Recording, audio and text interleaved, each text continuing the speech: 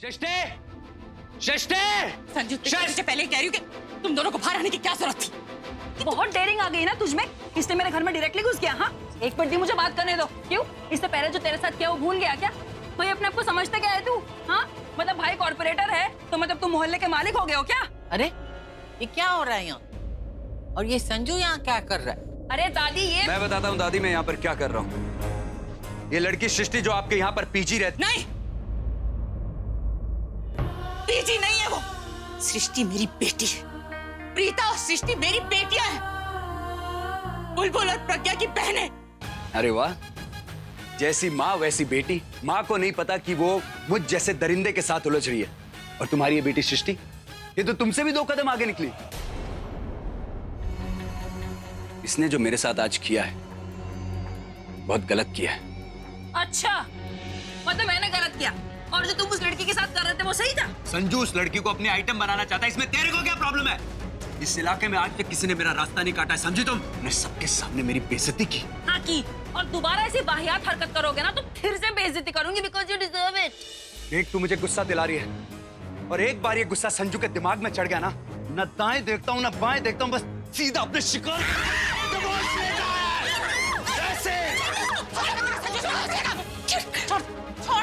छोड़ मुझे। आज तक संजू को किसी ने उल्टा जवाब नहीं दिया, और तू मुझे चैलेंज कर रही थी। अब देख देख मैं तेरा क्या हाल करता हूँ। सबके सामने इसने मुझे गिराया। सारे मोहल्ले में मेरी इज्जत है। जब मैं बाहर निकलता हूँ ना मोटरसाइकिल पे, लोग मेरी मोटरसाइकिल की आवाज से डरते हैं, अपने दरवाजे बंद कर लेते हैं। आज तक किसी ने संजू को उल्टा जवाब नहीं दिया, पर तू मुझे चैलेंज करने चली थी।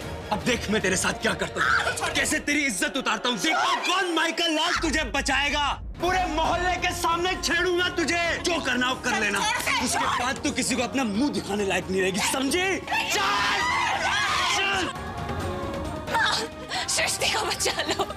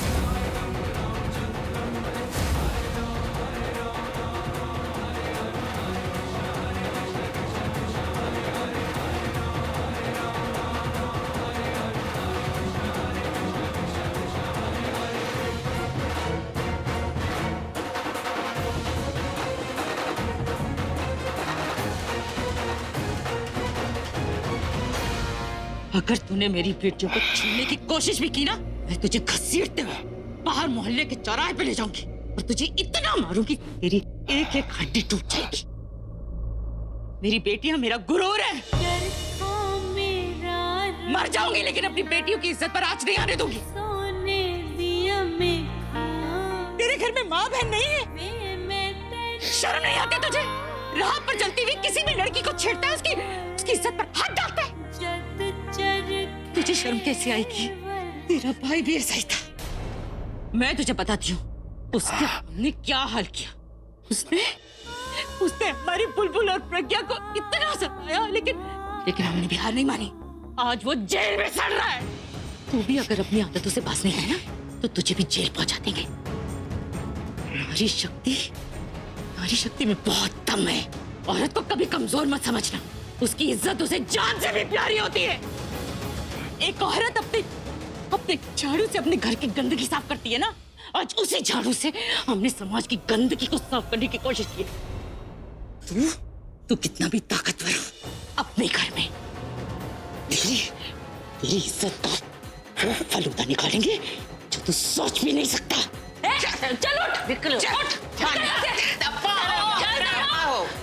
फेंको इसको। अबे बेवकूफों, खड़े खड़े मेरा मुंह क्या देख रहे हो?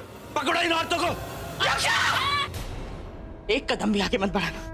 अरे अगर तुम्हारी माँ बहन के साथ कोई ऐसा करता तब भी तुम ऐसे ही चुप रहते? गुस्सा नहीं आता? आता ना? कम से कम इज्जत तो रखो उस माँ की जिसने तुम्हें जन्म दिया है, उस बहन की जो राखी बांधती तुम्हारे हाथ में ताकि तुम उसकी इज्जत की रक्षा करो। कुछ पैसों की वजह से उस दरिंदे के साथ दे रहे हो। अगर जरा सी भी शर्म है ना तो इसी समय इस घर से बाहर चले जाओ। हद हो गई। हाँ, और किसके हुक्म का इंतजार कर रहे हो? उस पिद्दू के? अरे उसके तो पहले ही जान के लाले पड़े हुए, वो क्या मदद करेगा तुम्हारी? दफा हो यहाँ से। चलो चलो।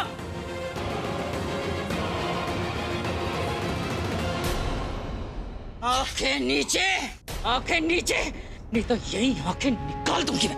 और सृष्टि को ही क्या, अगर किसी और लड़की की तरफ ऐसी गंदी निगाह डाली ना, मैं तुम्हारा वो हाल करूंगी जो तुम सोच भी नहीं सकते। औरत को कमजोर मत समझना। अगर एक लड़की की तरफ बुरी नजर से देखोगी ना, तो याद रखना आसपास खड़ी हुई सब लड़कियां उसकी मदद के लिए आएंगी। नारी शक्ति कहते हैं इसे। हाँ, नारी में बहुत शक्ति होती है। वैसे भी हमारे देश में औरत को देवी का दर्जा दिया जाता है, और वो तब तक जब तक उसकी इज्जत करी जाए। अगर उसकी इज्जत पर हाथ डालेगा ना, तो वो कभी भी मां दुर्गा बन सकती है। इसीलिए किसी औरत की इज्जत पर कभी हाथ डालने की कोशिश मत करना। तू मुझे चैलेंज दे रही है? तू जानती नहीं है मैं क्या चीज हूं और मैं कितना बड़ा दरिंदा हूं। तेरा और तेरी इन बेटियों का ऐसा हश्र करूंगा ना कि तू सोच भी नहीं सकती है, समझी?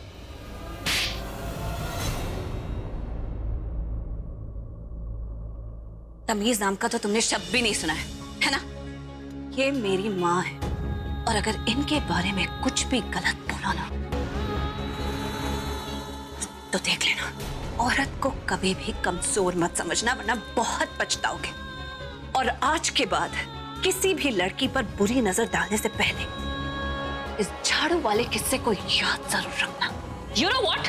अगर तुम सबकी मम्मियों ने ना तुम लोगों की पिटाई पहली कर ली होती ना, कम से कम दिमाग तो दुरुस्त होता तुम लोगों का। कोई बात नहीं बेटा, उन्होंने जो कमी छोड़ दी थी हमने आज इन्हें पूरी करके दिखा दी, समझ गए? और चलो चलो, मुंह कीता करे हो, दफा हो यहाँ से। एटीट, और चलो।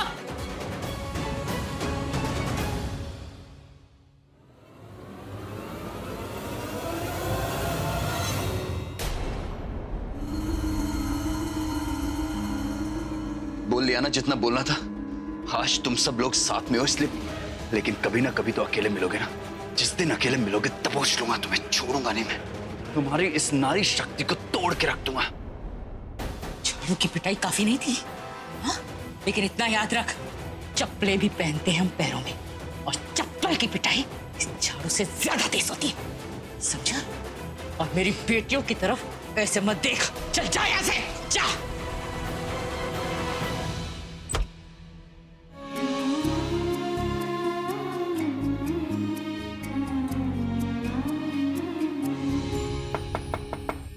ऋषभ पुत्र दरवाजा खोल। ऋषभ पुत्र दरवाजा खोल दे।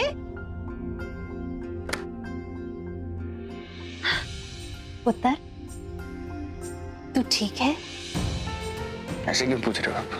क्योंकि जब बेटी के ऊपर किसी किस्म की परेशानी होती है तब माँ इमिडिएटली पहचान जाती है। एक बात बोलूं, मुझे पता है तेरी डील टूटी है।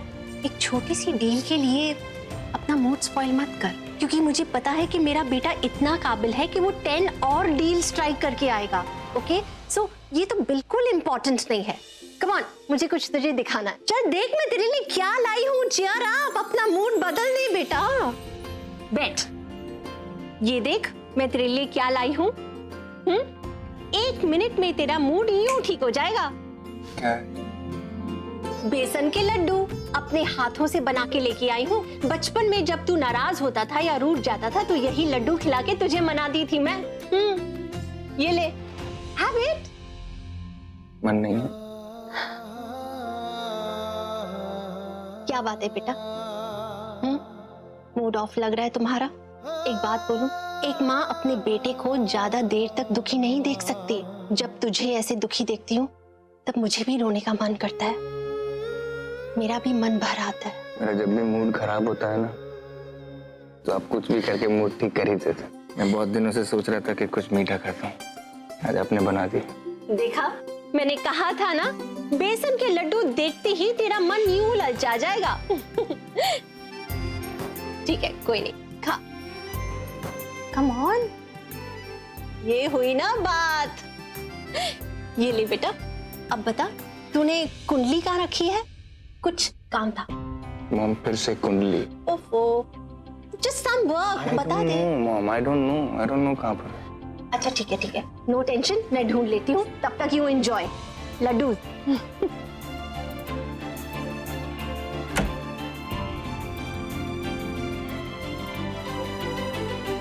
ऋषभ, यहाँ इतने सारे डॉक्यूमेंट्स पड़े हैं, शेयर्स पड़े हैं, लेकिन कुंडली का अता पता नहीं है। इतना इंपॉर्टेंट डॉक्यूमेंट तुमने कहाँ रख दिया पुत्र? मैं हाँ देखती हूँ। कुंडली मिल गई। ऋषभ, कुंडली मिल गई बेटा। ऋषभ, एक बात बोलूं पुत्र, तेरे लिए जिंदगी में एक नया दौर शुरू होने वाला है। शादी के क्या मायने होते हैं क्या तू जानता है? शादी गाड़ी के 2 पहियों जैसी होती है। अगर एक भी पहिया डगमगा गया ना, तो जिंदगी यहाँ की वहां हो जाती है। इसलिए बी हैप्पी। तू अपनी जिंदगी का एक नया फेज शुरू कर रहा है पुत्र। चल अभी मेरे साथ नीचे चल। पंडित जी ने महागुरु भेजे हैं तुझसे मिलने के लिए। वही तेरी कुंडली देखने वाले और शादी भी वही कराने वाले हैं। बड़े ज्ञानी है वो। चल मेरे साथ। कुमार, मुझे ये सब में इंटरेस्ट नहीं है मॉम। अरे भाभी, कुंडली मिली कि नहीं? कितना टाइम लगाते हो आप लोग? जी दीदी, होने वाले दूल्हे की कुंडली मिल गई। अब आप ऋषभ का कुंडली भाग्य मिला लो। Great, done. See you. चल बेटा उठ। Come on, cheer up. Mom ये चल चल चल, यू विल बी फाइन।